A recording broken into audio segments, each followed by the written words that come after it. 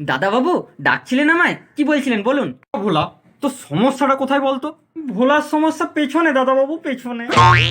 কি কি বলতে কি চাইছিস তুই? ফোড়া, পেছনে একটা ফোড়া হয়ে গেছে, বসতে পারছি না দাদাবাবু। আরে গাধা, আমি সেটা বলতে চাইনি। হ্যাঁ তো বলতেটা কি চাইছেন বলুন না, খোলাখুলি বলুন। মেন পয়েন্টে আসি, তুই আমার জাঙ্গিয়া কাচিসনি কেন? ওটা তো দিদিমণি বারণ করেছে তাই আমি কাচিনি। দিদিমণি বারণ করেছে? তা দিদিমণি বারণ কেন করেছে?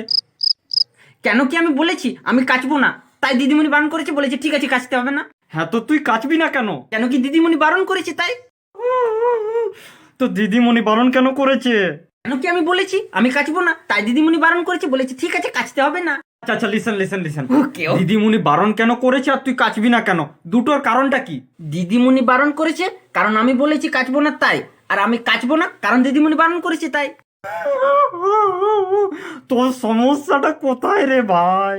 পেছনে দাদাবাবু, পেছনে।